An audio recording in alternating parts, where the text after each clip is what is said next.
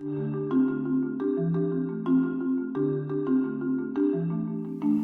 afternoon, everyone. My name is Mike Petrilli. I'm the president of the Thomas B. Fordham Institute and a visiting fellow here at the Hoover Institution. And welcome to the latest in our Education 2020 speaker series. What we are trying to do with Education 2020 is to reinvigorate the education policy debate, especially on the right side of the aisle. For those of you that are in the world of education policy, you know that it's been a tough few years for us in education reform. After really, probably I'd say at least 20 years, if not more, of hard-charging reforms, many of them coming from, or at least having a lot of energy coming from Washington, from presidents who have been wanting to be education presidents, both Democrats and Republicans. It can feel recently like things have come to a standstill. And the polarization that is now, we see throughout our politics and our society has come to our world in education reform. So we thought it was a good time to step back and try to bring in some new ideas and fresh thinking. And so we went out looking for some of the best thinkers in social policy, people who don't necessarily do education policy for a living, but think about things tangential to education, and to ask them to come in and give us their thoughts on what we need to do going forward. And it's been an amazing series. I think we have this event and then two more for to go. I think that means we've done 8 or 9 so far. All of this is going to be turned into a book that'll come out in 2020, and it's been really exciting. And we've touched on lots of different issues, but certainly character and virtue, civics and patriotism, individual responsibility. These are some themes that have come up quite a bit. And we've got another great one for you today. So the way we've been doing these, it's really a double header. I will moderate the first session, and then Checker, my colleague Checker Finn, will moderate the second. But I get the honor of introducing and then moderating a conversation with Arthur Brooks. And I've been really looking forward to this. Arthur is really one of my heroes in think tankery and in the world of scholarship and in his role as being a public intellectual. And I will say in his sartorial style, I like the electric blue, Arthur. I try to do what I can. Later when we're together, you'll get to see our look as twins. Arthur Brooks is, for at least a little bit longer, the president of the American Enterprise Institute, where he has served since 2009. He is also a columnist for the Washington Post. He has a podcast, The Arthur Brooks Show, best-selling author of 11 books. Is that right? Wow, you're almost as prolific as Rick Hess, your colleague in education. Not bad. His latest one is Love Your Enemies, and he also has a new movie out called The Pursuit. Love that Arthur has this ability to be so creative, both in terms of the ideas and also the ways that you get ideas out there. That we don't have to just do the same old, but that we can think about new ways of getting ideas out there. My understanding is that Arthur is off to Harvard in the fall. He's got a joint appointment at the Business School and the Kennedy School. So that should be fun. I think that means you're increasing the number of conservatives on the faculty at Harvard by something like 50%. So that's exciting as well. You'll have to, of course, Robbie George was here last time. I know, I remember Arthur presenting him with the Irving Kristol Award a few years ago, and so I'm sure he's giving you some advice on how to play that. Arthur has written a great paper, and he's going to give kind of a shortened version of it today to talk about the importance of dignity in people's lives and what our education system, what our schools can do to make sure that our young people do find a route full of dignity and purpose. So without further ado, Arthur Brooks. Thanks. I appreciate it, Michael, and thanks to all of you. It's great to be here to do this work with Fordham and Hoover and all of you who have been in this arena for a long time, and especially a warm welcome to those of us who are watching us on the live stream. This is the way a lot of people get their policy ideas. This is a big way that events in Washington, D.C. have changed just over the last 10 years since I've been at AEI. I am finishing up my time as president of AEI over the past 10.5 years, and what an incredible opportunity it's been for me to understand how you change policy with new ideas. Ideas are king in the modern economy today, and the problem that we have traditionally is when we have big social problems, we try to solve them by pounding harder in the old ways, and that's always wrong. What you need is a flash of insight. What you need is an epiphany. And they're hard to get. The classic case is what we've talked about before. I mean, back when in the first wave of education reform, there were a bunch of epiphanies. Don't just work on improving the supply of education, work on the demand for education. Vouchers, that was a big epiphany. That really changed things. But it's time to refresh with some new epiphanies. That was the point behind this particular project that Michael and Checker have tried to put together. And I think it's going to be a great addition. I haven't seen all of them, but I know who's involved in this project, and I'm really honored to be part of it.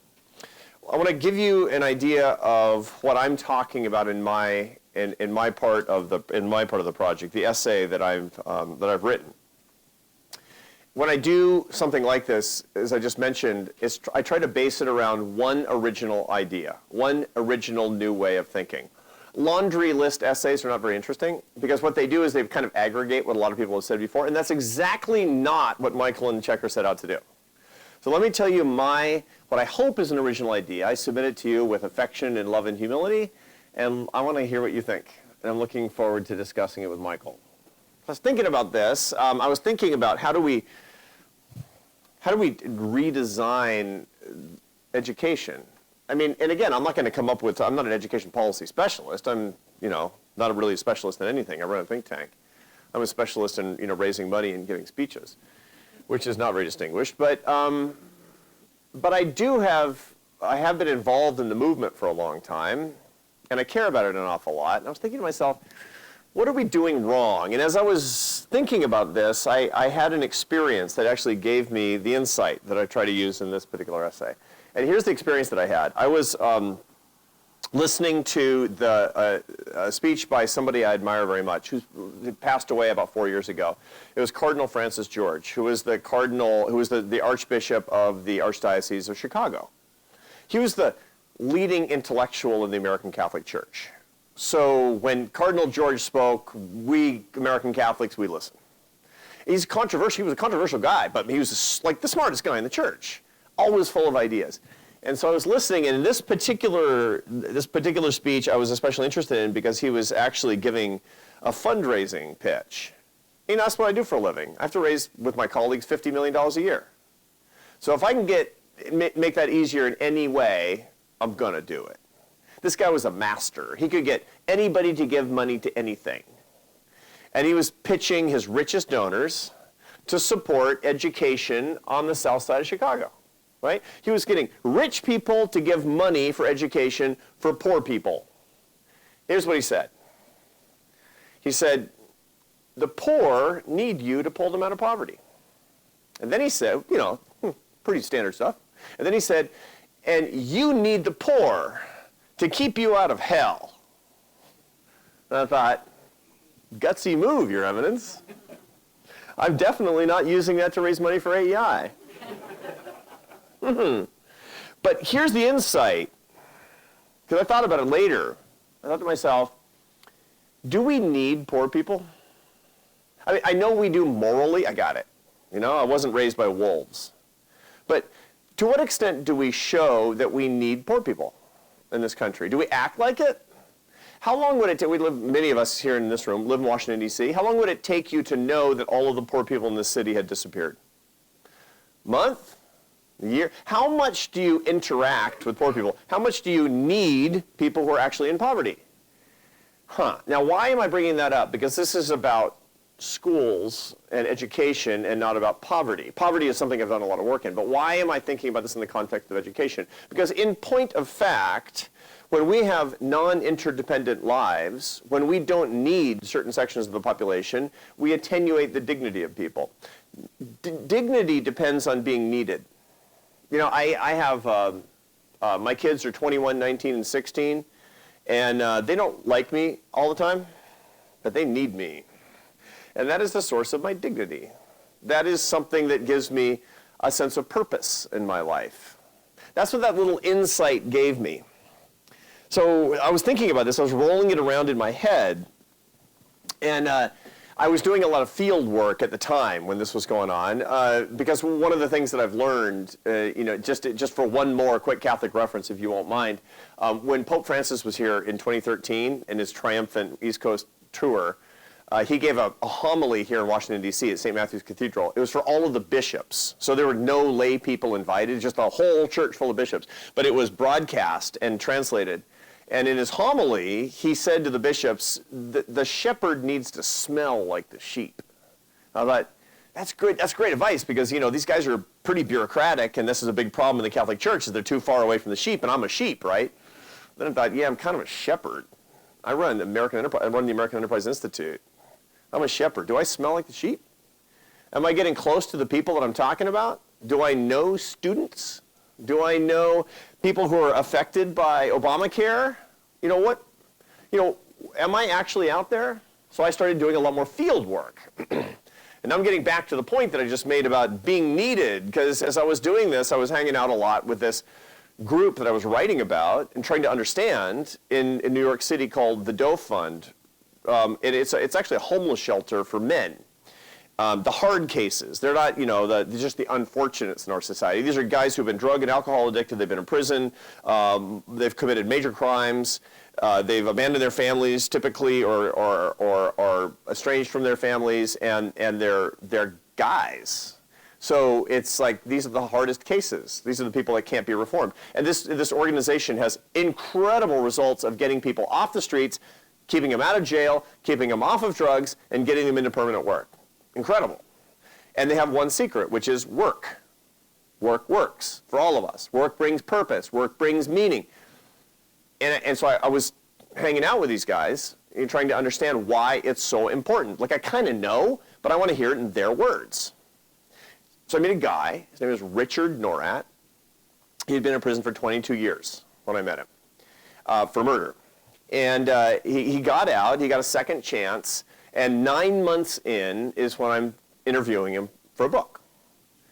And I asked him, I didn't know what, it's sort of awkward, when you talk to a guy who's been in prison for 22 years, and he's a very different set of experiences than I've had. And so I didn't know what to say. So, Richard, how's your life going? I don't know, it's a stupid question. And he says, I'll show you how my life is going. He pulls out his iPhone, which is, I'm thinking, that's not the secret of happiness. But he shows me an email from his boss saying, hey, Richard, hey, Rick, he's working, by the way, for an exterminator agency, killing bugs, minimum wage. You know that fancy people call that a dead-end job? It's not a job, it's just a job. And he says, hey, Rick, I got an emergency bed bug job on East 65th Street. I need you now. And I said, so what? He says, read it again. He said, I need you now. That is the first time in my life anybody has said those words to me. This changed my approach to policy analysis, smelling a little like the sheep. It was started by Cardinal George. How much do you need the poor? It was continued by Pope Francis and Rick Norat by saying, my life is finally on track because somebody said he needs me for a job. Here's the acid test. Here's the insight I offer to you, no, that I offer to me, as the test of good and better policy. If a policy neutralizes the neededness of a person, it's a bad policy. If it incentivizes idleness, it's a bad policy. If it fragments communities, it's a bad policy. If it gives people an incentive not to take care of their children, it's a bad policy, because that person is less needed, which that takes away their dignity. If, on the other hand, a policy, I don't care what it costs, this is not what I'm talking about. If it makes you more needed by the economy, more needed by your family, more needed by your community, more needed in the workplace, it's a good policy. Let's start there. Neededness brings dignity. And now we get to education. Because you know what? When I talk to people, especially people in my community, they're very big, they're aspirational. One of the things that I love about the free enterprise movement that a lot of us belong to and have belonged to for a big part of our professional lives is that you're around optimists. You're around people with hope. They think that something can be done and that everybody has the limitless potential to build their lives. The two principles of my own institution, the American Enterprise Institute, the two moral, unalterable principles are the radical equality of human dignity and the limitlessness of human potential. Crazy, right? Well, if you believe in that, you need policies that instantiate that. And when you ask people, where do you start? They say, well, I want to start with children. And you say, how do you start with children? And you say, we start with education. And that brings me here. So what we need is a neededness agenda for kids.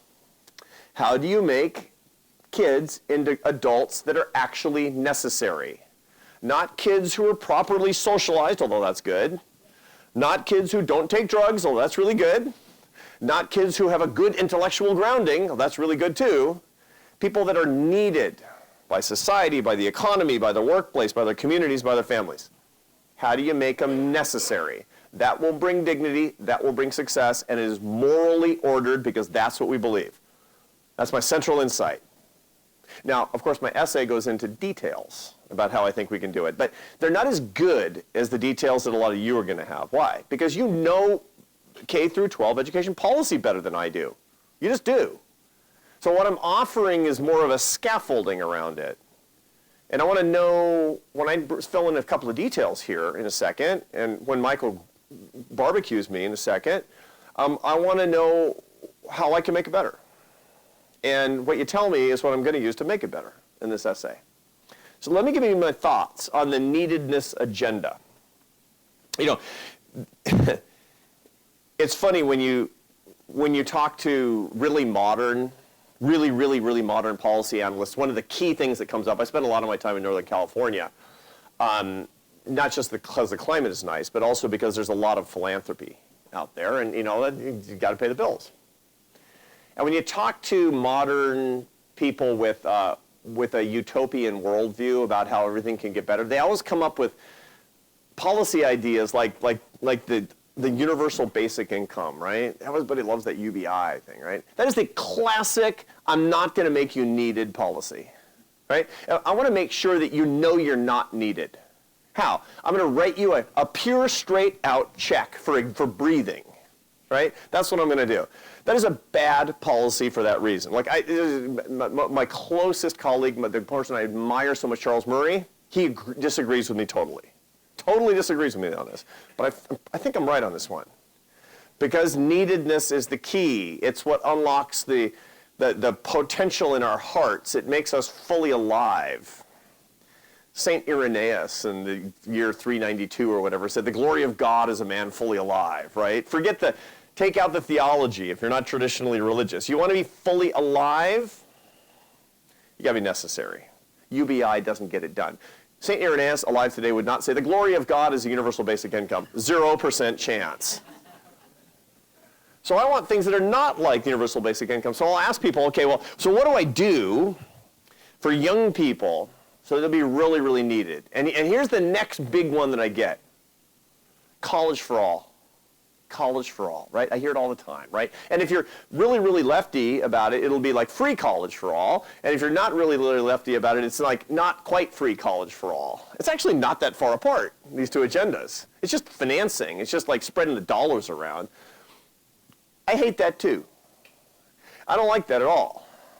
And there are a bunch of reasons I don't like that. To start with the fact that it's a regressive policy that's really helpful to rich people and is paid for socially by poor people. And I don't like policies that take from the poor and give it to the rich. I don't like a higher ed, reverse Robin Hood kind of policy. I think it's a dumb policy. I think it's unfair. I think it's not very American. And it kind of offends me, frankly. But that's not the only reason I dislike it. Another reason I dislike it is because there's very little mounting evidence that college is that great for labor markets. Now, you can trash colleges for that. I'm an academic, right? So nobody can beat me in slamming colleges, right? You could say that, they don't teach the right stuff. They're getting people ready for, boutique sort of hothouse ideas. Stephanie Stanford is here, and we've talked about this a million times. So, yeah, all true, right? But we could fix that, right? You could have STEM college for all or something. I mean, you could fix that where they actually have degrees that get you into the labor force. I still don't like it. You want to know why I don't like it? Because it's elitist. That's why I don't like it.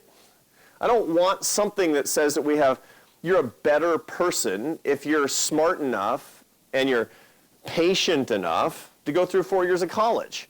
I don't like something that says effectively you're not a grown-up till you're 22. That's nonsense. I think that's wrong. I think that in point of fact, I think that the whole concept of American adolescence is a construction that came from the progressive period. I mean, I think that we should actually start seeing people as adults when they're 14 or 15 years old. That doesn't mean that we should make them drop out of school and work like my grandparents. But, you know, it's crazy, the way that we're extending adolescence. Now to 22, then to 26, and then where does it stop? You know that this is not helping human flourishing. College for all isn't right either, but it's on the right track because it's on the neededness agenda. It's human capital accumulation. So let me think about that a little bit more and think what I do like, because, you know, talking about things I don't like is not that helpful. To begin with, I would like to start with Stephanie's business. Stephanie's she's responsible for, you know, my kids suffering through the SATs. And that's great, actually, because it's created some uniformity in how we understand the aptitude of kids in a highly non-uniform educational space. But what I'm really keen on at this point is being able to do that and to ascertain the abilities that go well beyond what we're currently testing. And one of the things I talk about in my essay is the new approaches to actually trying to uncover skills like visual-spatial skills with standardized testing that would break people into new markets that are not traditionally higher education focused. I got really interested in this because I was talking to a guy, I cited his work in my essay, who said if you just had that one component, visual-spatial skills, you'd be sweeping up an extra 20% of people that are highly skilled in mechanical areas, in non-academic engineering fields, who could create tons of value that right now think they're too dumb for college, or they're not adequate for college, or not interested enough for college. And as a result, they get the levels of education are too low, or they get education in the wrong areas. That makes them frustrated, or it tosses them out and they're not needed, and you know my views on that at this point. And here's where it came home to me.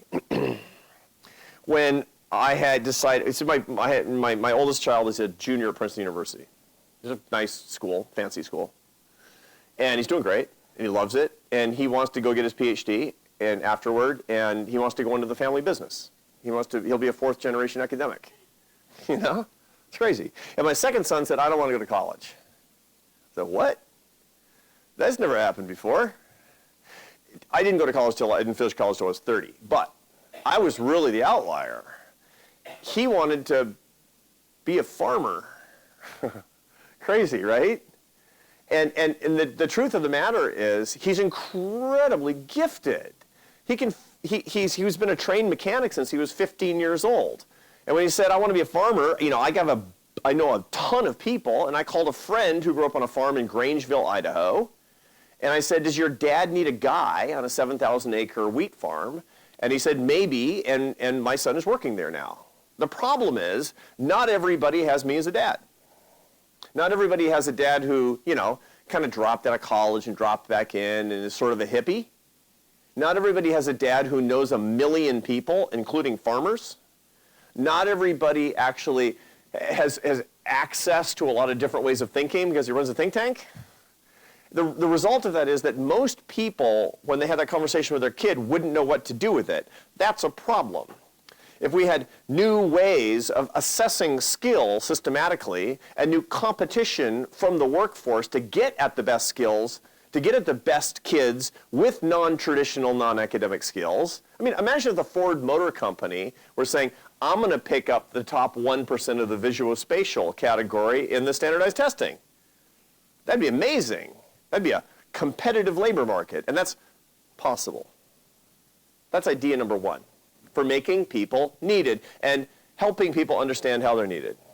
Idea number two is I want more, and this is something that we're writing about it a lot at AEI, I want more competition to higher ed that people are aware of in K through 12. Specifically, I want a lot more CTE expansion. We used to call it in my day VOTEC, right? Trade school. Career and technical education is the way that we talk about it now. But the idea that more and more high schools are not driving kids into trade school is just insane. It is one of the best bargains out there. Depending on how you count it, there are between 6 and 8 million unfilled jobs in America, and they largely sit alongside people who don't have skills and are unemployed. 18% of able-bodied working-age men between the ages of 20 and 64 are out of the workforce and not looking for work. That's crazy. Why is that happening? A lot of opiates and mismatches between skills and needs and all that. But let me tell you, if we actually had an alternative to going to a college where you don't like it and you're not learning things that are really useful to you and you don't have you don't have the patience to get through it, but you had something that you could do, it's amazing to me when I look at the outcomes from a lot of the best of the CTE programs in the United States today. Become a welder after 10 months and start at $58,000 a year. By the way, there are something like 350,000 unfilled welding jobs in America today. That's a big opportunity. Why are we not thinking about that as an alternative to higher education? Why are we not pushing people toward that in K-12? I understand that there are roots of being wary of trade school, but we're not serving people when we're not thinking about that as a parallel route. You know, it's incredible when I think about all of the people that are talking to business people all the time that are in skilled and flexible manufacturing in the United States, and the biggest problem they have is being able to locate someplace where they can find workers. That's the biggest problem that they have. They want more people like my son. They want thousands of people like my son. And you know, right now my son is like, I'm making tons of money. I have my own pickup truck. I have a dog. I got a gun. Life is good, right? There are lots of people like that, and there are lots of companies that would like to locate in Inez, Kentucky, and any other place around the United States that's currently really falling on hard times. How could you make that easier? Well, one of the things that the programs that I talk about in this essay is, or one of the ideas and revolutionary programs as far as I'm concerned, are ones that companies that will actually pair up with high schools to create manufacturing and blue-collar internships. So that kids will get work-study credits doing, not interning at a local nonprofit. They'll get work-study credits working in a local factory, doing something where they require some skills, they require some work habits that they wouldn't ordinarily get. The sky's the limit on these ideas. We just need to be more imaginative, and we need to be less classist about what these things mean. And that leads me to my last point, which is my first one was very specific about testing. My second was general about CTE expansion. My last is very cultural, which is I would like to stop glorifying higher education in K-12. I would like to start a movement where the be-all and end-all isn't college. Because the be-all and end-all isn't college, and that cultural elitism, I think, militates against the American experiment and our common values. This is a country that was built by ambitious riffraff, not by elites. The Meyersons, 3 generations ago, were not at Harvard. I'm just going to guess that they were running from some godforsaken village in Central Europe, and they had an opportunity to come to the United States, and they would be shocked that their grandson is running the Philanthropy Roundtable. It's amazing. God bless America. But it wasn't so that generation after generation of elites can populate the elite institutions and we can all idealize these institutions per se. That's not the way we do it, and even less the Finns, by the way. So let's figure out how we can start glorifying the right institutions, the institutions of real prosperity, of actual dignity, of true potential. And those are hard work, personal responsibility, the idea that dignity comes from purpose and meaning come from character, and none of that comes necessarily from higher education. Imagine if we have a cultural bias against the elitism that actually would have made it really, really, really hard for both my sons to prosper, as opposed to just one in so many families in so many parts of America. That's a cultural trend that I want to foment, that I want to dedicate myself to. And I appreciate very much listening to this, and I'm looking forward to talking to Michael Petrilli. Thank you. Thank you, Arthur. So many things to think about. Such an inspiration. So we at the Fordham Institute certainly agree about the importance of career and technical education. And this has been something, like a lot of us in education reform, that we've come around on. I think 10 years ago we would have been much more in the college for all camp, and have come to see that as limiting. But as you just barely kind of touched on, there is this big challenge in that there are big groups in America, especially people of color, especially African Americans, who remember the old VOTEC and remember that it was racist and classist. I remember a story that, hearing a friend of mine who went to work for Michelle Rhee here in DC. He came in, he was in charge of the high schools. He went around on the first day to see a tour, and he went to one of the schools, I think in Anacostia. They were very proud to show them their career and technical education offerings, and they included shoe shine. You know, this was 12 years ago. And so there is this history that, you know, that there's a lot of sense that some of these programs were not aiming as high as they could, and that if you have you know, everything you said, it sounds right until you say, well, what happens if we are telling young people that they can't? That, well, sure, those kids out in Bethesda are all aiming for elite colleges and are following the Varsity Blues scandal and, you know, pulling their hair out, if they still have hair. You know, but that, you know, but you know, should be okay with the idea that you might be an exterminator someday. You know, you go to the KIPP schools here, a few miles from here, and you'll go to the classrooms, and all the classrooms are named after universities, and everything is college, college, college, and the message that they're trying to send is, yes, you can, and we have high expectations for you, and we believe in you, and we want to challenge you. So it feels like, you know, the worry is, the message is going to be that, hey, we should be more open to alternatives to college, we shouldn't put this value on it. But let's be real. That's still where upper middle class white people are putting all of their energy. And so if we send that message to, you know, kids of color, kids growing up in poverty, you know, we're consigning them to this. So how do we grapple with that? What should, if KIPP's not going to put names of colleges on their classrooms, what should they put on there?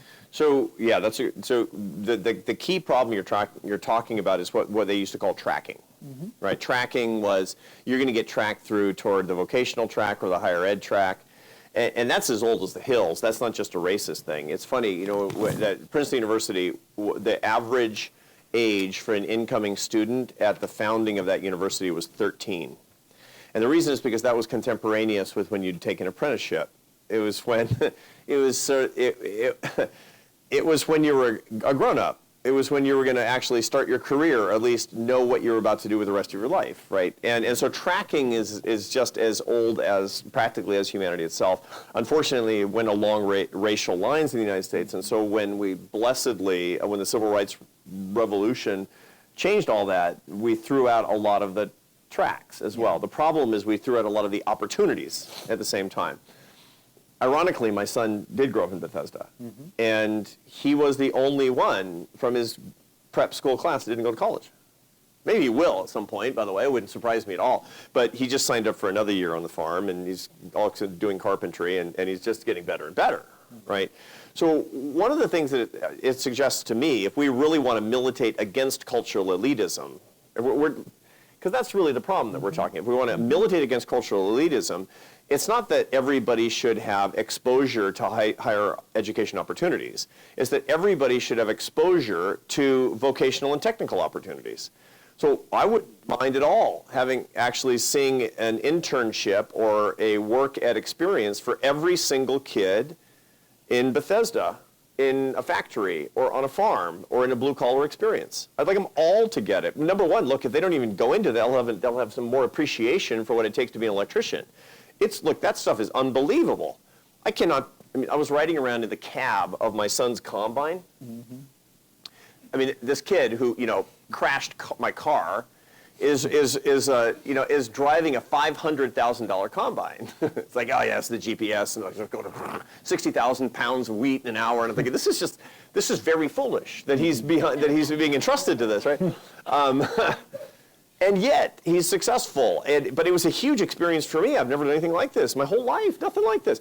Every high school kid should be exposed. It's awesome. It's so cool. I could do that. I would love to do something like that. I think maybe I wouldn't. But in point of fact, when I was 16 or 17 years old, if I'd gotten a month of that, number one, I'd have a lot more appreciation for it. This would strike a blow against classism. And number two, I bet you 5 or 10 kids from my son's high school class. Because you know what? Here's the funny thing.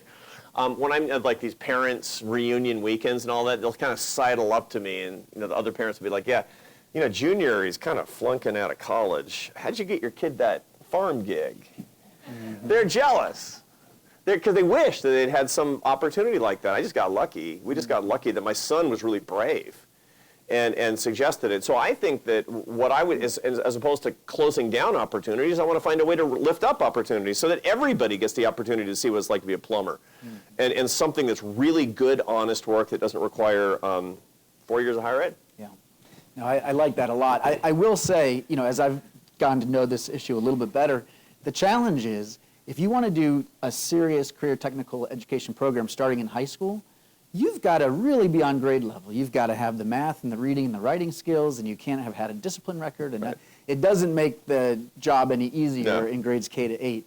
And we're just simply not getting the job done. We're not getting the job done for kids who want to try that, or for kids going to traditional college prep for a lot of kids out there in America. I just don't think we take it seriously. Yeah. I think we're biased against it, as opposed to saying, yeah, this is really, really good that everybody should do it. Right.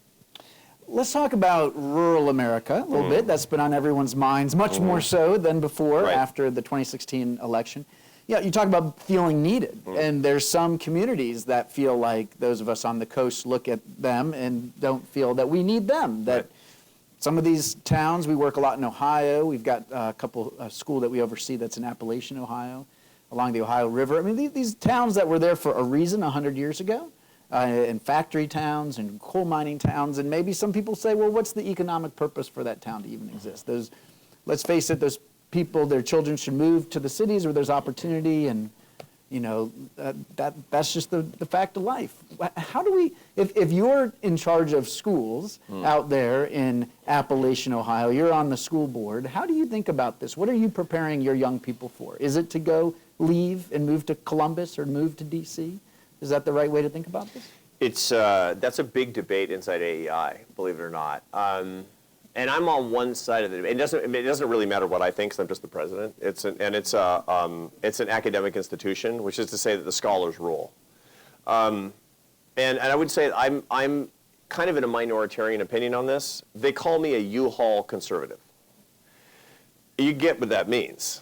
I mean, go where the opportunity is, man. I mean, that's put it on your back and go. That's my view. Now, on the polar opposite, I would say, is Tim Carney, who wrote that fantastic book, Alienated America, it was on the Washington Post bestseller list, and you got to read it. And that talks about how communities of integrity are built around houses of worship, and how the local culture actually should pull people in and make people feel needed. But what we're both arguing about is what's more important, being economically needed or being needed by your community. What we agree on is the essence of dignity coming from being needed. It's just a question of how do you do it geographically, and how do you do it culturally, and how do you do it practically, right?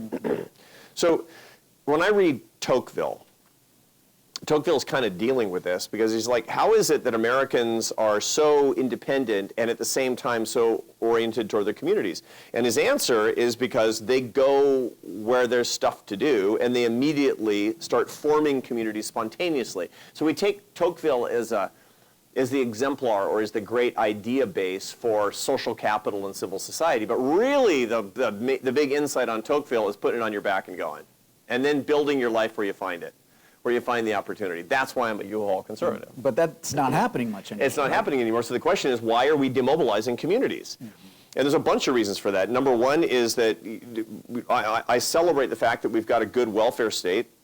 I don't celebrate the fact that it tends to help people but doesn't make them needed.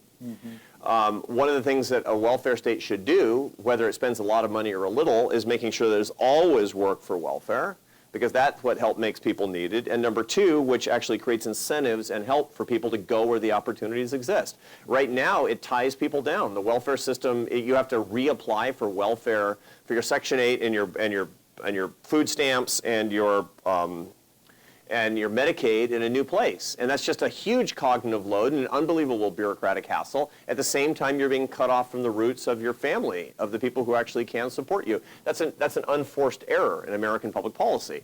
That's one of the ways that we do it. And the last is, quite frankly, we have a degeneration of entrepreneurship in this country. We're more afraid of risk in America than we were in the past. And one of the ways that I measure that is that geographic mobility, the willingness and ability for people to move for work, has been cut by 50% since 1980. Those are Census Department data.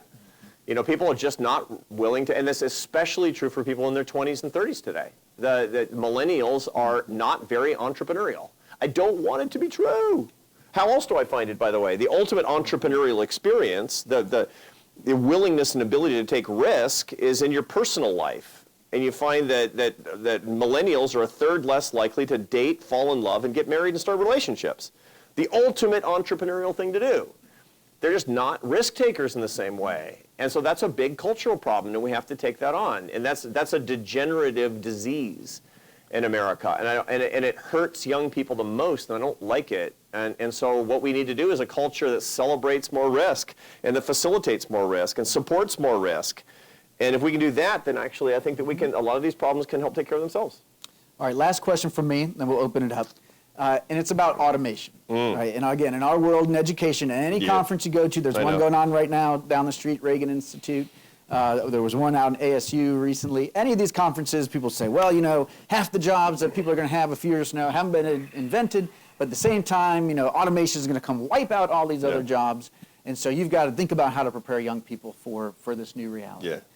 And that, you know, this is why some people like this basic income idea, right? As they say, well, there's just not going to be enough work for us humans to do. Right. What do you say to that? What advice do you give to educators on this front?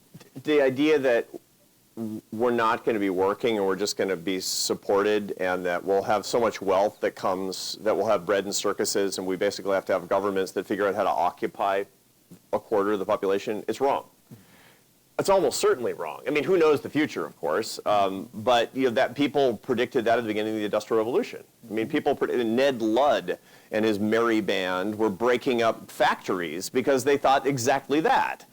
The truth of the matter is, every time we have an innovation revolution, innovation means nothing more than the way that we combine inputs into the production process, whether it's land, labor, capital, or entrepreneurship. New ways of combining inputs, that's just technology. That's just, and that's what innovation is all about. And every time there's a technology revolution, high tech or low tech, currently understood, you wind up having big dislocations of people. And what happens is that not that fewer jobs exist, but jobs get reshuffled. So every job has something like 25 discrete sub-jobs. I mean, you think about what you do all day. I mean, you've got the job title, but it's really 25 or 30 or 40 or something discrete things that you know how to do, for which you have skills. Innovation or technological revolutions, what they typically do is they take everybody's job and they disaggregate them, mix them up, and reformulate them in new groups of 25 and 30 and 40. That's hard to do, but it doesn't mean that people are not going to be needed. It's just that your job will have some of the current things and a bunch of other things, and some of the things that you currently do that don't do are going to belong to somebody else's job. That's an empirical regularity in labor economics. So what that means, and that's a very different challenge than what we're talking about. It's like, what are we going to do about all these? We got literally 3 million jobs of drivers. There are 3 million gigs in America where you drive stuff, and the prediction is they're all going away. Maybe so, maybe not. I don't know. But that's the wrong way to think about it, because that's not the only thing that drivers do. We have to think about the disaggregation of skills, and we have to have a lot more emphasis in K-12 on skills per se, such that when they are disaggregated, that people have a bigger repertoire for what the new jobs actually are that exist. And that's not how we're thinking about the challenge. Well said. Who's got a question for Arthur. I'll also look on Twitter. That is one of my main skills. It's actually like 20 of my 40 skills involves Twitter. Yeah. So one of the skills is looking at Twitter while moderating a Oh my panel. gosh, that's an unhappiness machine. Yes, that is probably true. But it is useful in this point. So if you're watching online, send me a tweet at Michael Petrilli. If you've got a question, if you're here, just raise your hand. We'll start with Kate. Hi, Kate Walsh of the National Council on Teacher Quality, and I just love listening to you. I could listen to you all day. Thank you so much. Thank you. My question is about being needed, and all of the examples you gave were about growing up and being needed.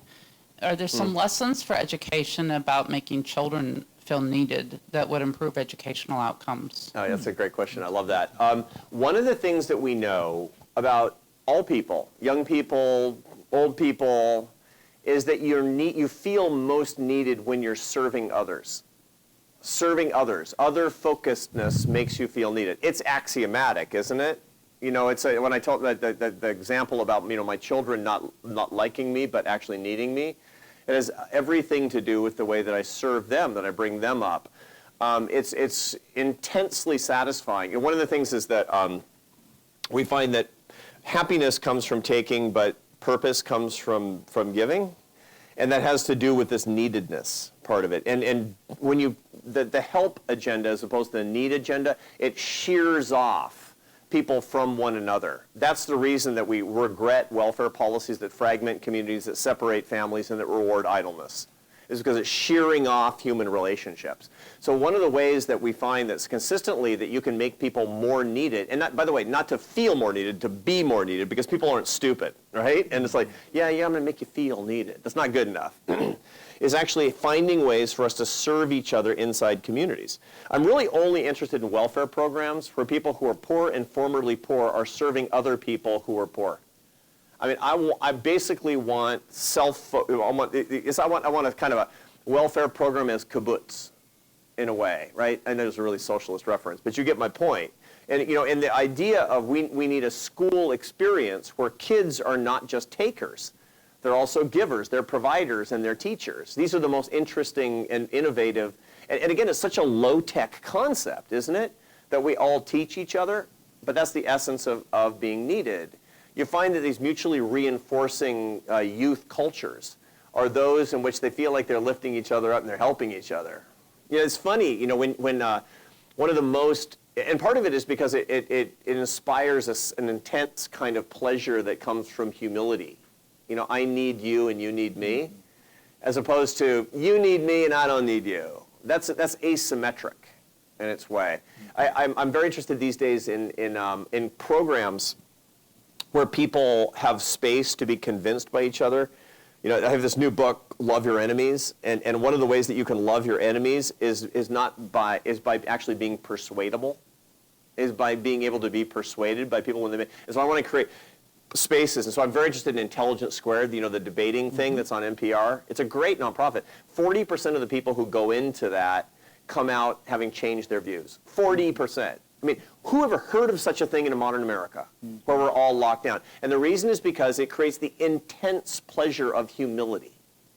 That's the kind of thing that we need, and that we want, that we actually see, that our hearts desire. And so if you can create it where I need you, and you need me, and if we can do that in schools and in the culture where we mix a lot of kids together, we can have, I have found, and I've seen the evidence for, and I'm persuaded by the idea that is a real innovation. I've argued, as others have, that the one thing American schools do really well, our secret sauce, how we develop the Steve Jobses of the world and others, is the extracurriculars. I mean, that the sports and the band and the theater, and that kids feel needed. Yeah. They got to show up to that. There's game. none of that going on in Europe. There's no extracurricular stuff going on in Europe. Yeah. Right. Wait a minute, you got a sports team after school? Right. Yeah. So, and yet there's some who would say, well, we want to get rid of that because the schools are too focused on that other stuff then. Anyways, my own view, that we need to make sure that we keep that, and make sure that poor kids have access. There's a lot of evidence that poor kids are less likely to participate. Yeah, and again, we don't say poor kids are the ones who are the charity cases. They're the net liabilities, and the rich kids are the net assets. Wrong. Right. That's a really bad unforced error. Yeah. Yeah. Thank you, Michael. Arthur, thanks so much for the remarks again. Education operates within an ecosystem, the workplace, family. Could you talk a little bit about how in the workplace there is this engagement challenge where a lot of people are reporting that they don't feel like they have purpose in work? And I think you talked about this a little bit already, where there's a big role for CTE training, companies to partner with educational institutions. But one of the challenges is kind of like a first mover problem where a lot of companies don't want to reduce the educational requirements until everybody else does. Yeah. So talk a little bit about maybe what you're seeing right now and some of the bipartisan solutions that could actually move the ball forward and creating that purpose. Yes, thank you, Christos. So it's a two-part thing. The first is, the second part is how you can actually solve the first mover problem. The first is how we can get people to feel more needed inside workforces. Is that right? The first is a leadership problem. The climate of actually creating an environment of making people feel needed as opposed to being net takers inside the workforce. I mean, it's actually insane, because if you have any sort of enterprise that's productive, you do need people. The key thing is actually communicating better how needed people are. And in an American workforce where we don't have very much loyalty in the workforce, people are moving in and out a lot, the tendency is to be the only way I can show you I need you is with money. But that's really dumb. I mean, that's just bad leadership. So a lot of the best management literature, which I pay a lot of attention to because I supervise indirectly or directly a workforce of 280 full-time employees. I want to know and I have a nonprofit. It's based entirely on philanthropy, no government dollars at all. I can't reward people that are great with money. It can't be done. There's not enough money out there as a nonprofit organization. So there's got to be a lot of love too. There's got to be ways that I can say, I got to tell you, I would love to pay you $300,000 a year, but I can't do that. But I got to tell you, this place would melt down without you. And I want to tell you in very specific detail why this place would fail without you. Look, I mean, that's free. But that is so valuable to people to actually understand that. And they'll know if you're lying. I mean, people are smart. You lie, they know. Make it real under the circumstances. So that's one of the ways that I coach people in leadership. And, I'm going to be a professor of leadership at Harvard. And that's one of the things that I talk about. That's one of the ways that you manage yourself to greater effectiveness, is figuring out all the ways that you are needed and then doing them. And then one of the ways that you manage others to greater effectiveness is helping them understand how they're needed and manage them to that too. Now, the first mover problem is really interesting because it's true. Nobody wants to lower educational requirements because of the Spence, the Spence model, right? I mean, it's basically higher education. Okay, so the first name who wrote the Nobel Prize-winning paper, William Spence? Michael Spence. Michael Spence wrote the Nobel Prize-winning paper that says that the value of college is it's a signal. It's not the skills. It's a signal. It just shows that you can actually get through a 4-year degree and that you have a cognitive level adequate to a certain job. So, you want to be an international operator for AT&T or something, like bachelor's degree required. What? Why do you need me to suffer through a bachelor's degree so that I can be an international operator for AT&T? I'm making that up. I don't know that. I don't want anybody watching from AT&T saying he's lying. No, that's like fake news. So, but there's a lot of that out there, right? And so when I'm talking to people in Silicon Valley, you don't need bachelor's degrees to code. You just don't need it. And they're increasingly figuring that out, that they can get a market edge by doing away with that, but making sure that they have skills-based requirements for people coming in, or training people in those skills. So that's basically showing the market advantage. One of the ways that we can solve this problem is by coming up with programs and solutions that help people see that they can make more money. One of the ones I'm really interested in along these lines is not just getting around the signaling problem for higher ed, it's getting people to hire ex-convicts. Ex-convicts are phenomenal employees, super loyal, really grateful for the job, amazed that they're able to do things that create opportunities. So most people I know that hire ex-convicts are very happy with their employees. The downside is that if they reoffend, they disappear, right? But typically that's actually not a huge problem in workforces, but getting them to do that in the first place is hard. So you have to have proof of concept. And I don't mind at all having philanthropy and government dollars going into creating incentives for that. Because usually when companies do that with incentives from philanthropy or government, then they start doing it after that and other companies start to follow. But I think that's a big area. Look, we have 600,000 people coming out of prison this year in America. We have something like 23 million ex-convicts in the American economy. Most of them that have, depending on how you measure it, Nick Everstat reminds us that we don't keep data on this idiotically, but there's something like a 50% reincarceration rate within 24 months because there's a 70% unemployment rate. Total societal unforced error, total misuse and misdirection of resources, and a missed opportunity in the workforce. So you can see what I'm talking about here. You get past that first step, the first mover problem, you can actually solve big problems in the American economy as well.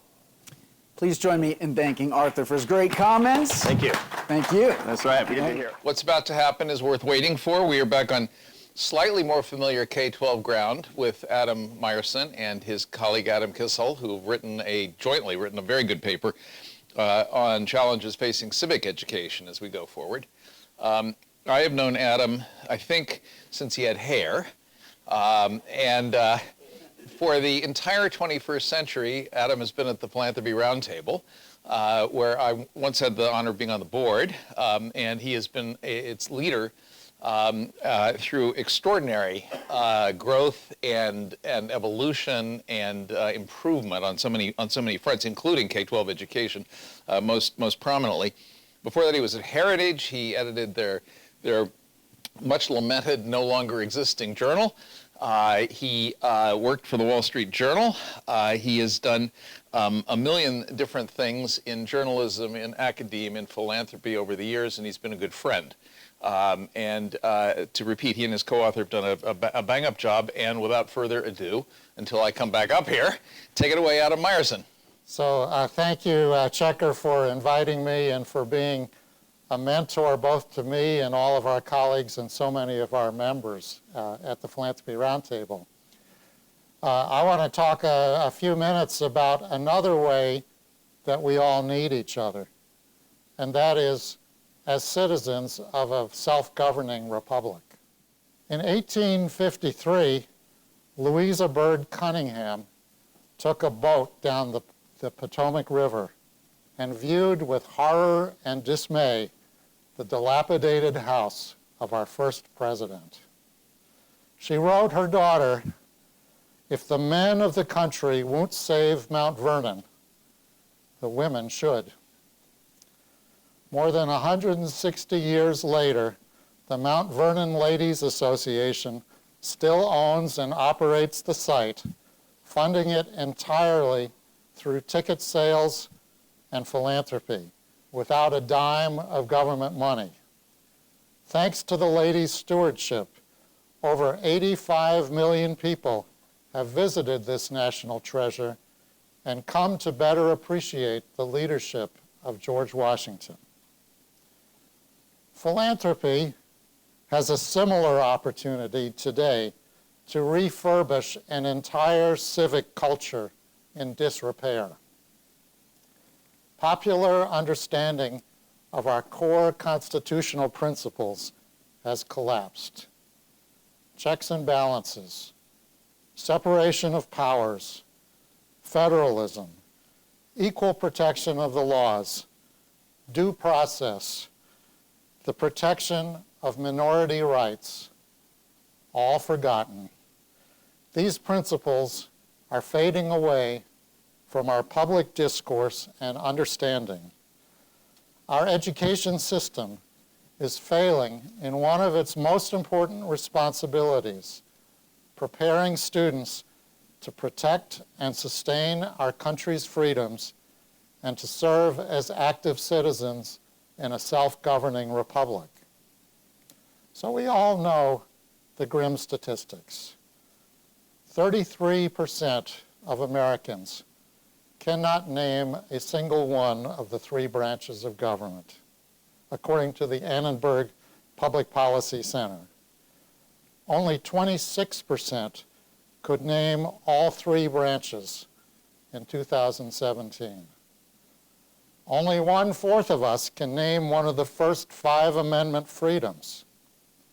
The same study showed that more than half could name at least 2 of the 5 Simpsons. Bart, in case you don't remember, Bart, Lisa, Homer, Marge, and Maggie. Only 1 person in 9 could name freedom of the press as a First Amendment right, but twice as many could name all 5 of the Simpsons. Native-born Americans know less about the Constitution and American history than do immigrants who become citizens. The Woodrow Wilson Foundation recently gave 40,000 Americans the civic portion of the U.S. citizenship test that immigrants have to pass for naturalization.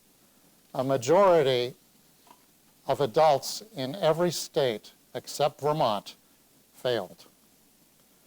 This ignorance has also been accompanied by an erosion of the norms that make democracy possible. According to the Knight Gallup poll on free expression on campus, 37% of college students think it is sometimes appropriate to shout down a speaker you disagree with. The media have abandoned the presumption of innocence, so central to the due process rights of the 5th and 14th Amendment. Civics was a staple of public education for most of the 20th century. The Campaign for the Civic Mission of Schools notes that until the 1960s, 3 courses in civics and government were common in American high schools. Civics explored the role of citizens, especially at the local and state levels. Problems of democracy encouraged students to discuss current issues and events, and U.S. government focused on structures and function of government at the national level. But today, the organization argues the civic picture in our schools remains bleak. This is a far cry from Americans' robust civic knowledge in the 19th century. In 1852, Frederick Douglass could say in his famous address, "What to the slave is the 4th of July?" And I quote, "To say now that America was right and England wrong is exceedingly easy. Everyone can say it. The dastard, not less than the noble brave, can flippantly descant on the tyranny of England toward the American colonies. The causes which led to the separation of the colonies from the British Crown have never lacked for a tongue. They have all been taught in your common schools, narrated at your firesides, unfolded from your pulpits, and thundered from your legislative halls, and are as familiar to you as household words. They form the staple of your national poetry and eloquence." Today, little of this is true. Many graduates of elite colleges often struggle to name England as our old adversary. Firesides, legislative halls, dinner tables, and the media are rather silent about American history, not to mention the core principles of American government. Now, civic education has declined for many mutually reinforcing reasons. For one thing, during World War II and the Cold War, there was broad recognition that America's conflict with Nazism, imperialism, and communism was not just a military conflict, but an ideological conflict between systems of government. Complacency about the future of democratic self-government set in after the collapse of the Soviet Empire, and there was less focus in our education system and public discourse on the special value of the U.S. Constitution. But with the rise of China, totalitarian forms of Islam, and a resurgent authoritarian and expansionist Russia, it is increasingly clear that our freedoms and democratic way of life cannot be taken for granted. Second, schools and colleges have prioritized other knowledge and skills over civics. Why Johnny Can't Read focused the nation's attention on reading skills in 1955. With the Sputnik crisis, the technological and engineering revolutions of the 20th century, and the rise of computer science, many people have seen America's future through the lens of the hard sciences. In 1983, in the now famous report, A Nation at Risk, argued that a high level of shared education is essential to a free democratic society. But this report focused almost all of its disciplinary attention on math, science, English, and foreign languages. Furthermore, in recent decades, civic education has focused on civic engagement at the expense of foundational knowledge in constitutional principles. The National Action Civics Collaborative, for example, explicitly denigrates traditional civic education as, quote, boring and ineffective, focusing on the basics of our political system. The Power Internship curriculum at Temple University teaches kids about, quote, oppression, power and privilege, and identity politics, and substitutes awareness of civic issues for actual civic knowledge. These days, the U.S. history course is often the only place in the curriculum to learn civics. But a survey by Education Week last year found that only 8 states have a year-long civics or government requirement separate from history in their schools, while 28 require half a year and 14 have no separate requirement at all. Meanwhile, 8 states require neither a government nor a history course. And unfortunately, all too many history teachers and textbooks oppose the goal of developing appreciation for the Constitution and its core principles. Opposition to American intervention in Vietnam, disgust over racial discrimination, arguments that the American dream is an inaccessible myth, complaints over economic inequality, and new narratives of America as an oppressor rather than a liberator, together have led many teachers and professors to be much less interested in promoting American ideals. And forgive me, Stephanie, an example of these trends was the changes to the framework of the AP US History exam in 2014. National Association of Scholars President Peter Wood wrote in 2015 that in the new framework, the American Revolution became little more than a replacement of one ruling class by another. Major figures ranging from Benjamin Franklin and James Madison to Martin Luther King Jr. went unmentioned. These changes produced an outcry from many historians, and the College Board listened. Today, the College Board's AP US History framework is much better balanced, and the framework for AP US Government and Politics is strong. Not so civic education on college campuses. The decline of general education requirements at the college level, combined with extreme specialization in the history profession, has led to a severe decline in US history survey courses.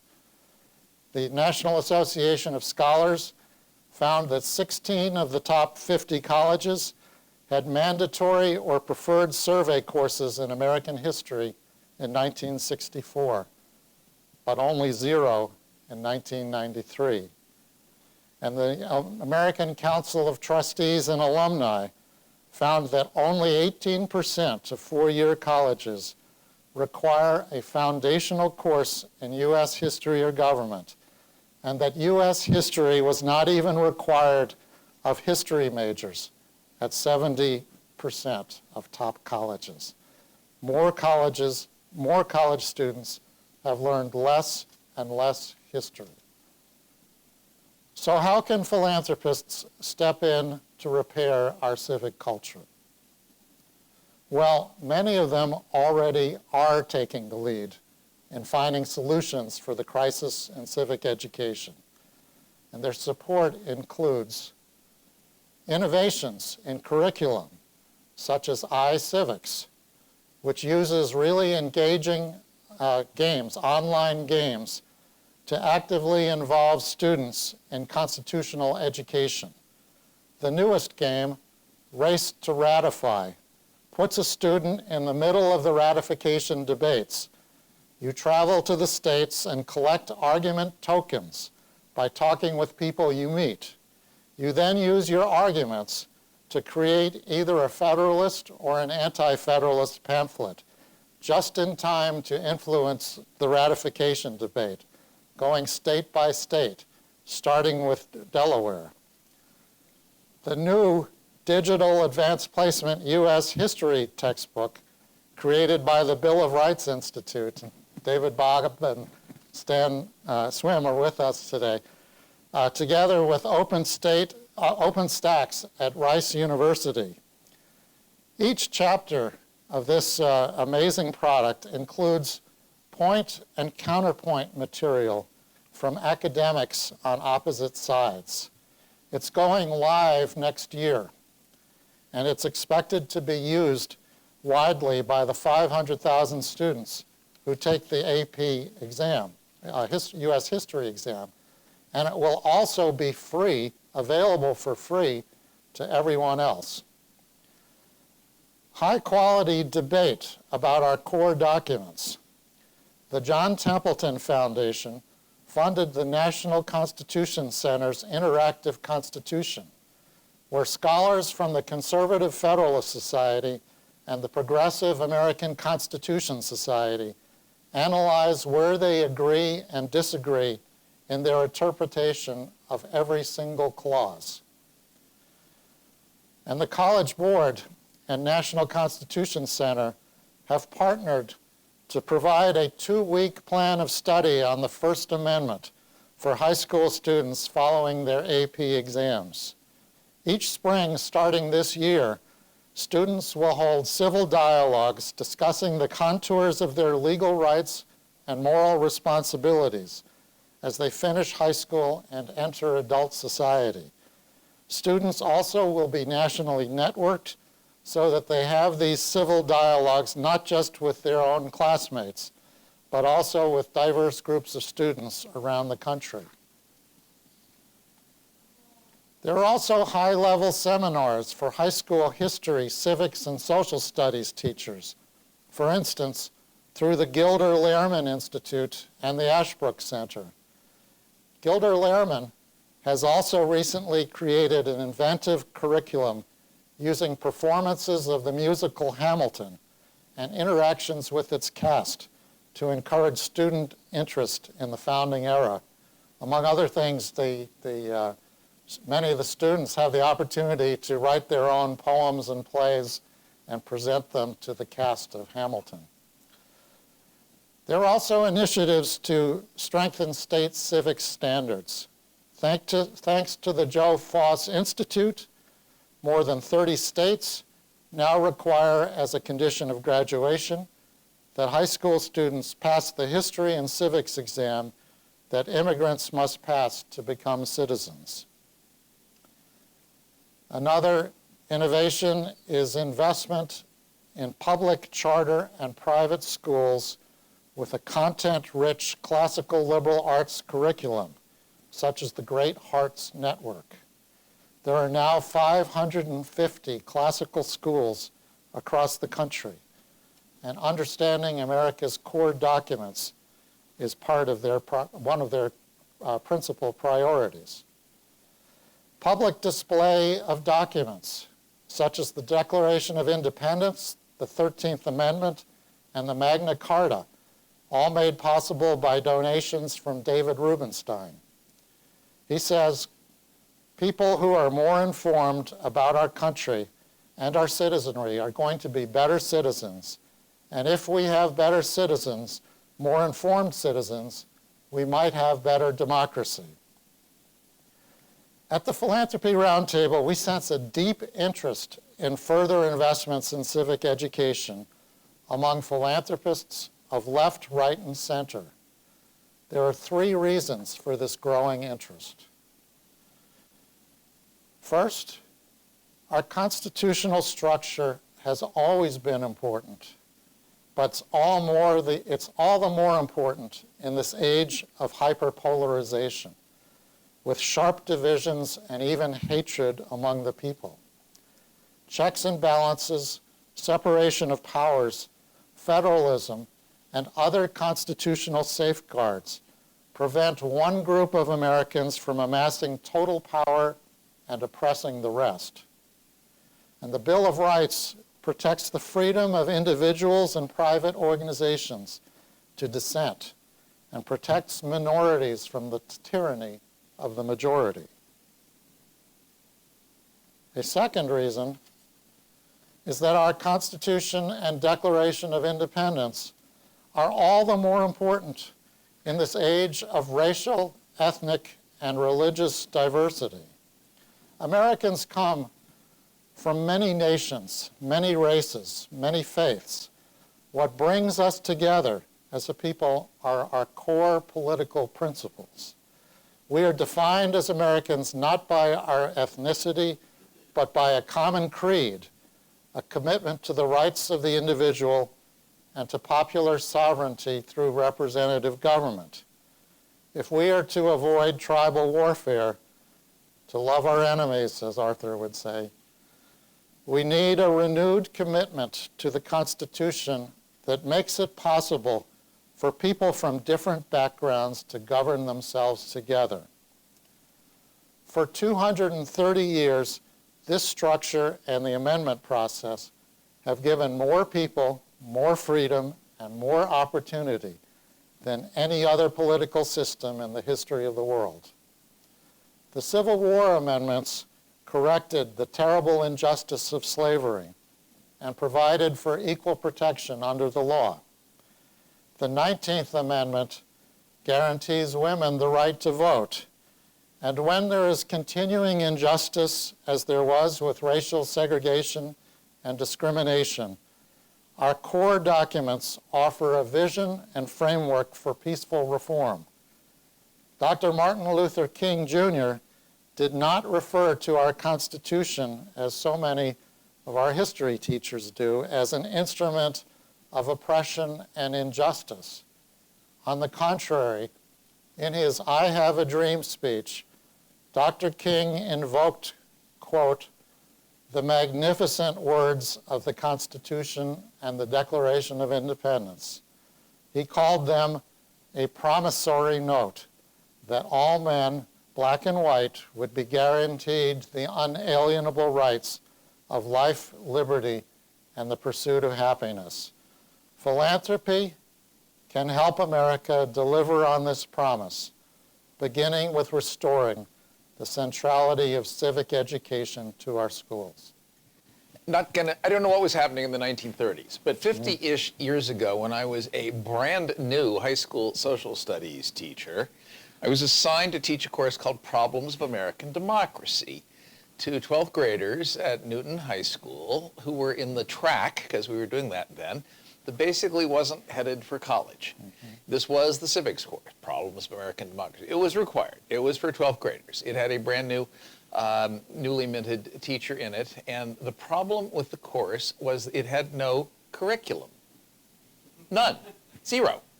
I said to my supervisor, apprehensive new teacher, so what am I supposed to teach?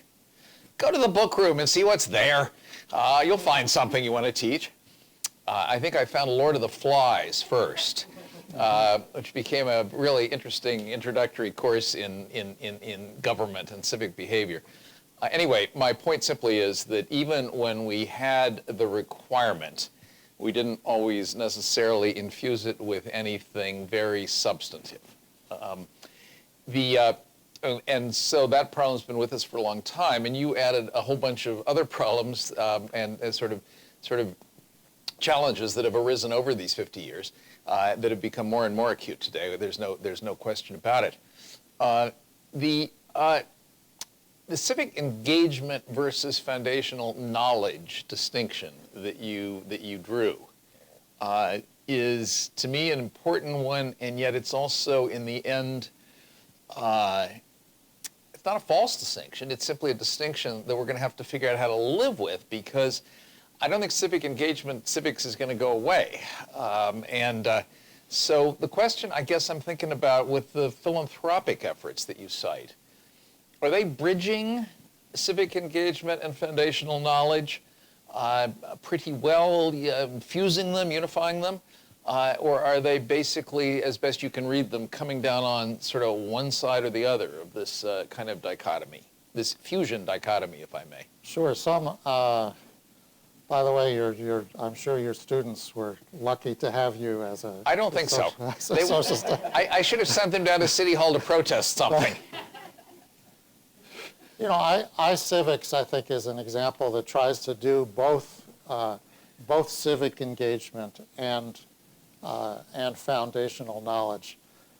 We're going to have, as you said, we're going to have civic engagement is not going to go away, but I think it's very important for philanthropists to push for that foundational knowledge as well, and maybe to bring in some of the excitement that civic engagement can bring.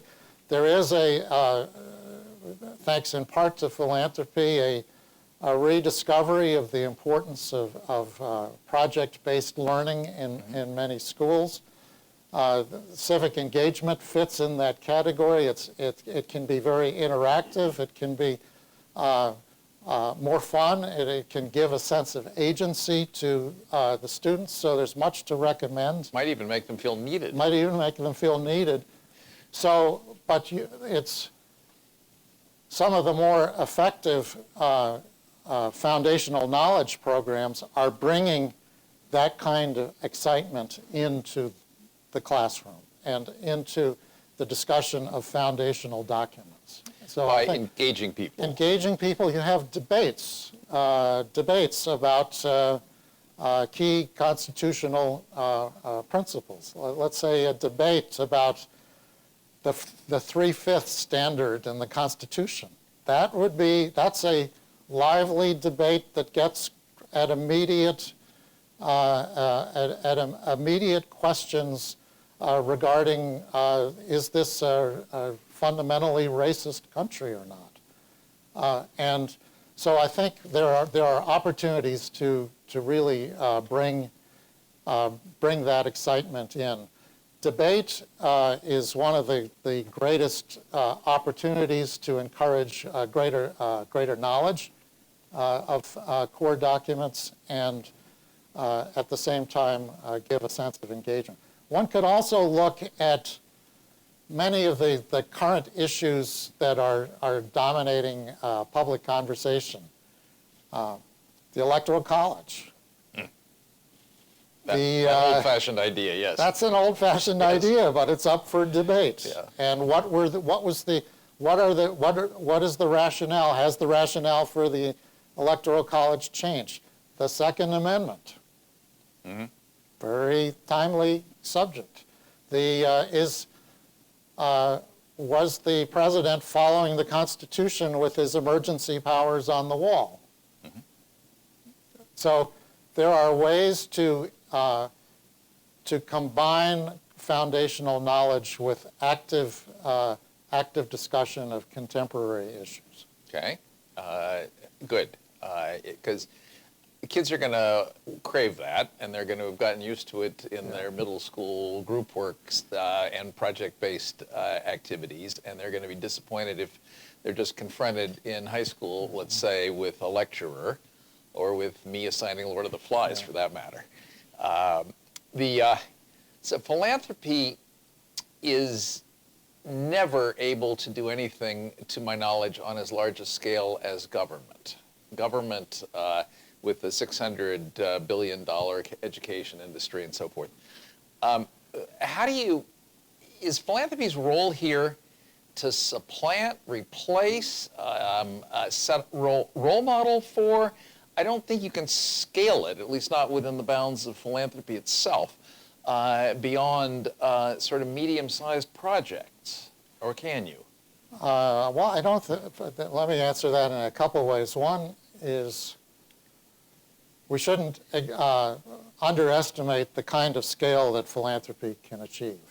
The Kern Family Foundation of Wisconsin has helped to, has made a major investment in Project Lead the Way, a project-based pre-engineering program.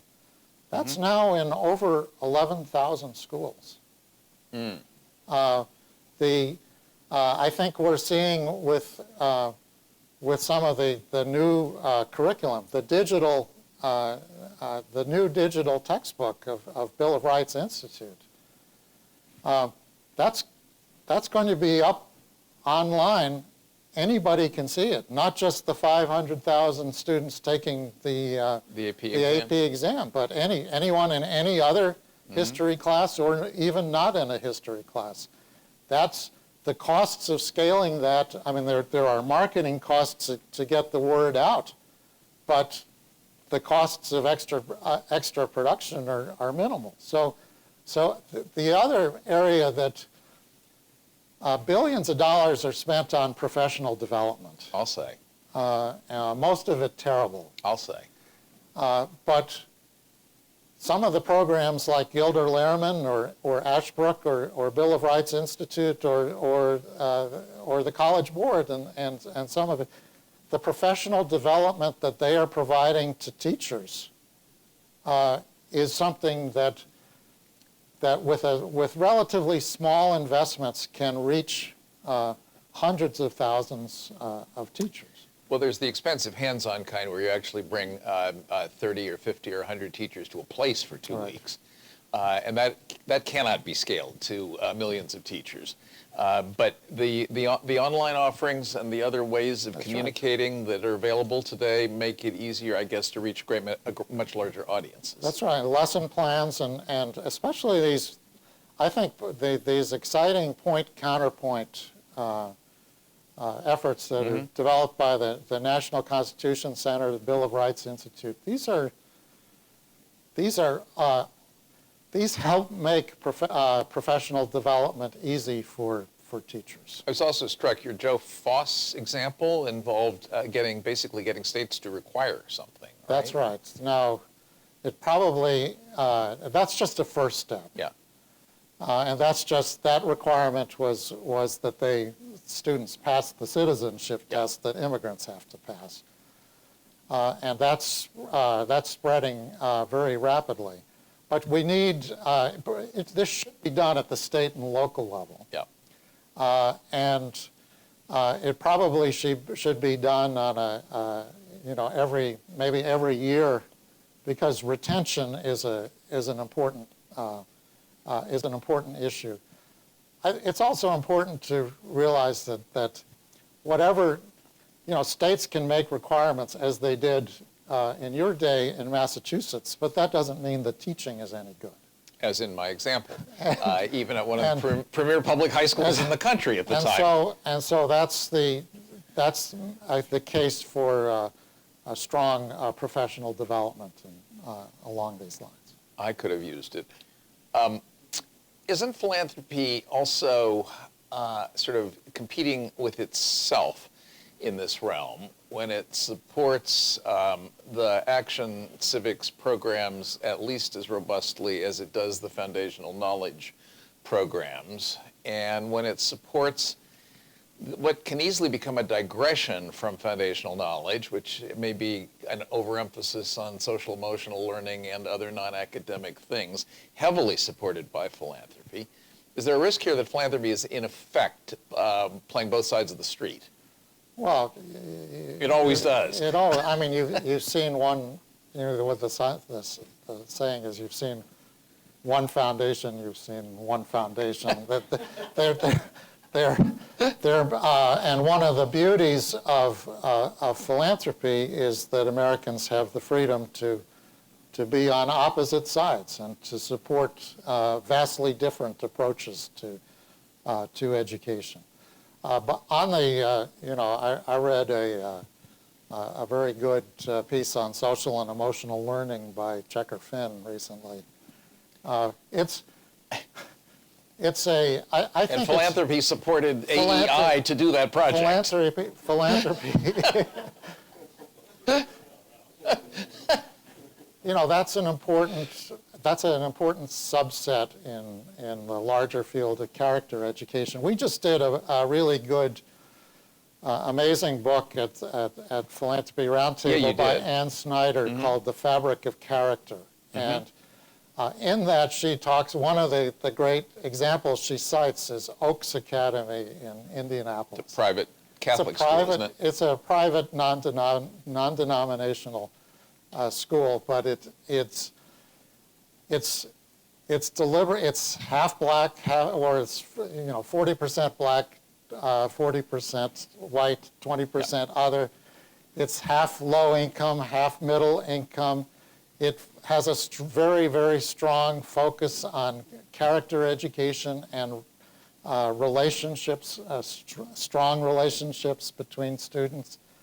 And it has a great foundational knowledge requirement. Almost by the time you graduate from 8th grade, you've recited 400 passages, including the Gettysburg Address. And it's knocking it out of the park on the standardized tests in Indiana. You can have great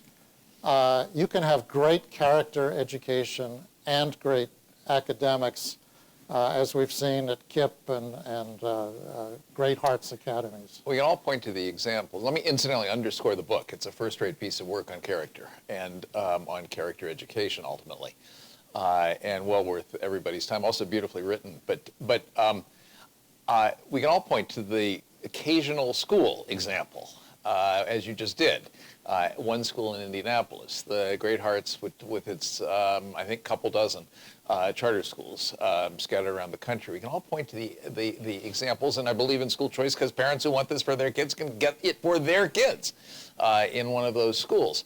I've just come off this term on the Maryland State Board of Education, however, and it's nearly impossible for me to think about how to make the state of Maryland, with its 24 local districts, or any other state, emulate any of these one-off school examples that we've been talking about. And I don't think philanthropy can make that happen either, frankly. No, but I mean, political leadership is obviously very important. But, even look at, the charter school example. The extraordinary numbers of high-performing charter school networks serving low-income kids.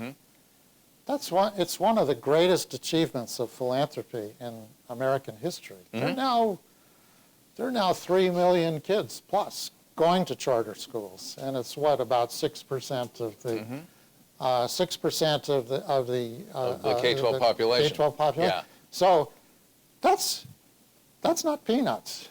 No, not all of those are great charter schools, but hundreds of thousands of students are now going to charter schools and receiving an education that the opportunities they never would have gotten before. That's philanthropy at not huge scale, but medium scale, and it offers something to build on. Of course, there's a huge fight, and the unions are now waging a pretty nasty and well-organized fight against charter schools, and that's a fight we have to continue. Philanthropy has to keep fighting on.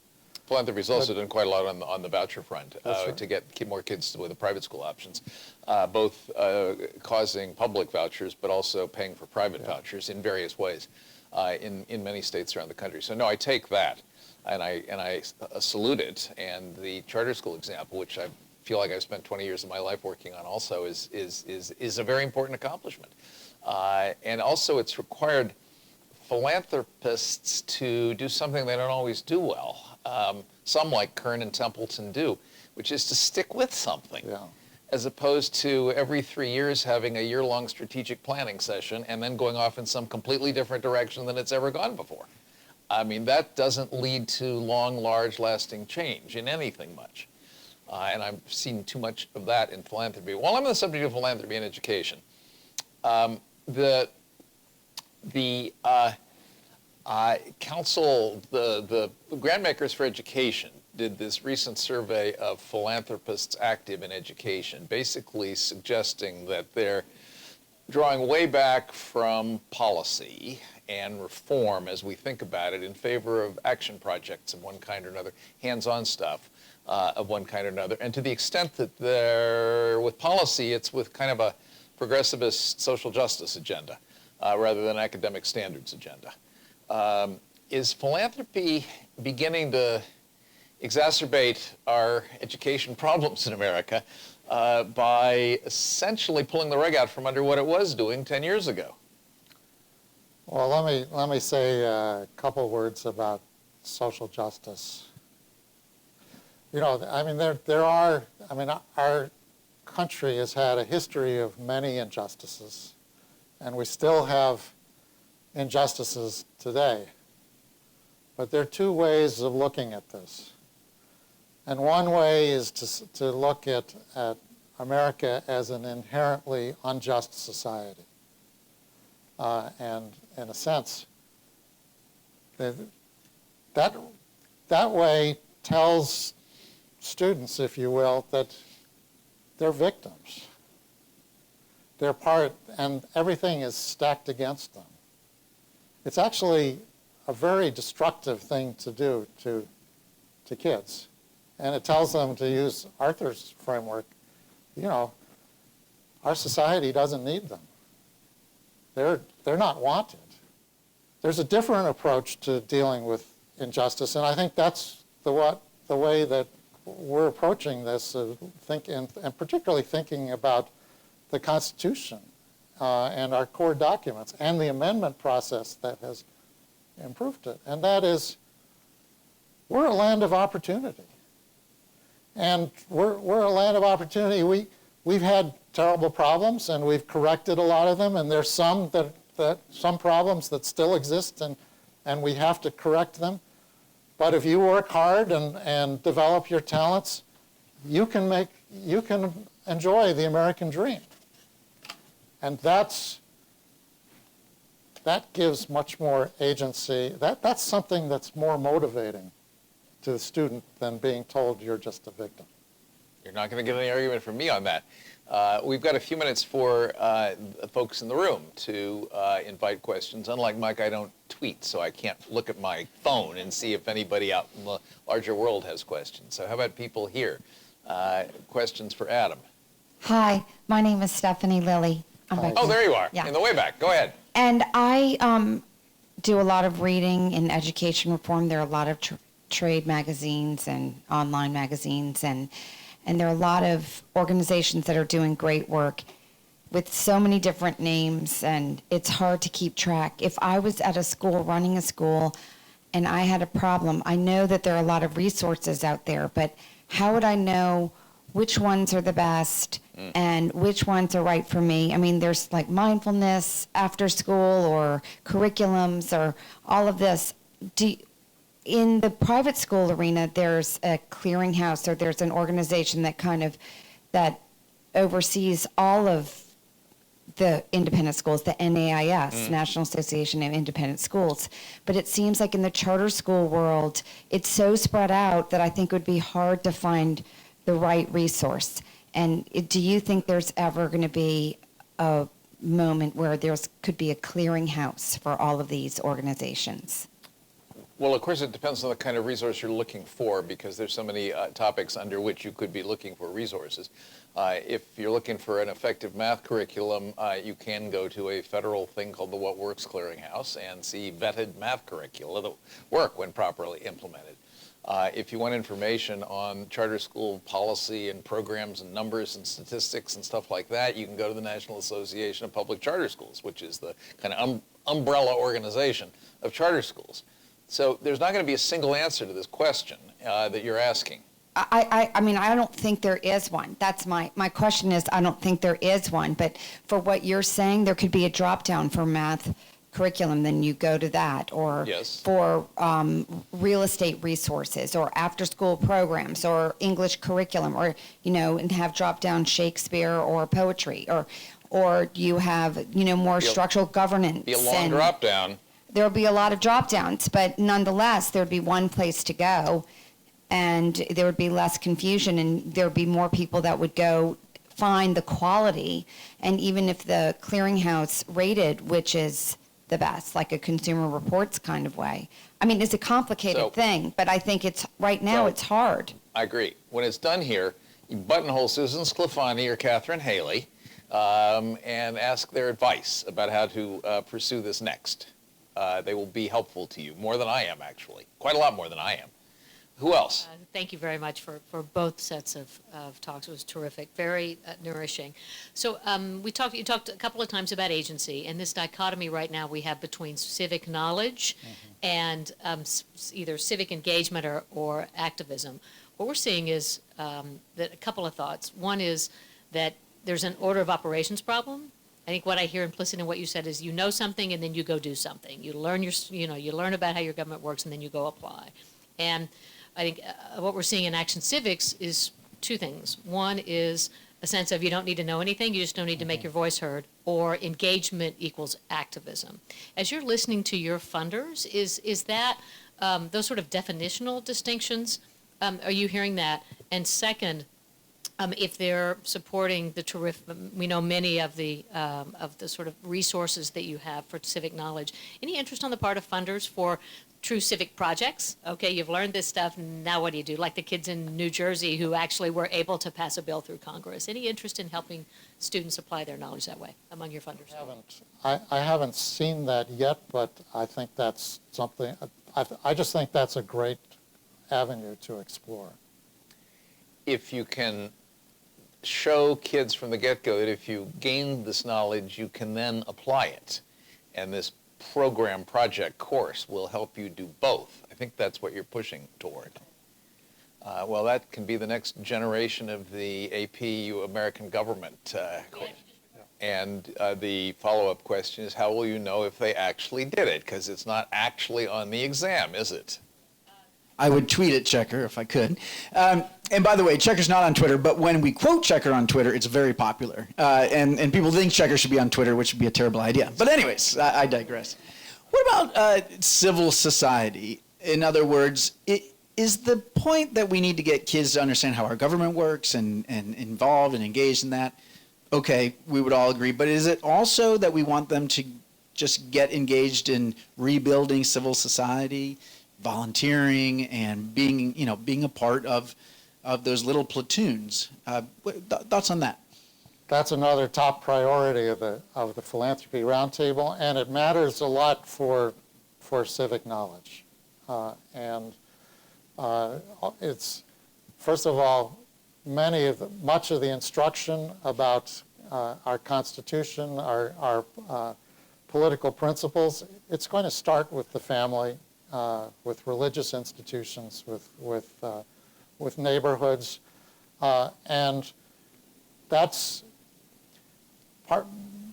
much of the kind of enemy that we're seeing. Arthur mentioned this great book, Alienated America by Tim Carney. Many of the most many of the communities that are most disillusioned with our country now are those where families have fallen apart, and they're no longer attending the religious institution. The bonds between people are not there. So many of our particular political system is grounded in the dignity of the individual and the dignity of communities. And if you're disconnected from your fellow citizens, you're not going to see the value of that in normal terms, so in normal life. And so it becomes crucially important. A number of people have said that the single most important democratic institution that we have is the jury, where you're giving, in a sense, you're being evaluated. You know, if you're in danger of having your life and liberty and pursuit of happiness being taken away from you, you should be evaluated by your peers. It's important that we think of each other as peers, and that requires a very strong, that requires more than government. That really has to be grounded in civil society. By the way, being on a jury is an amazing experience in neededness and group projecting. Yeah. Everybody there needs to work this out with each other. I also want to note that the little platoons, even for kids, is a source of many virtues, including, again, neededness. I will cite a 15-year-old granddaughter who in 9th grade has started a new student service organization at her school. It actually involves rescue horses because she's a horse person, but regardless of that, she said to me, you know, as soon as you start something, people start emailing you and saying, when do we get together? What time on Sunday are we going to pet the horses or whatever it is they're doing? And suddenly she feels needed by classmates in 9th grade and other kids in her school because she's suddenly in the epicenter of something that didn't exist before. It's her own little platoon, actually. And she will, along the way, learn something about leadership, governance, how to deal with dissidents, how to deal with responsibility and irresponsibility, and a whole bunch of lessons that will, of a civic sort that will come with this little platoon involving petting horses, hugging horses, whatever. Anyway, it's time. Thank you, Adam. Thank you, everybody. And come back on May 1st when we have Rod Page and Pete Weiner in our penultimate session to be finalized in June with Bill Bennett. So we'd love to see you back here and online and tweeting Mike and watching the video. Thanks, everybody, very much.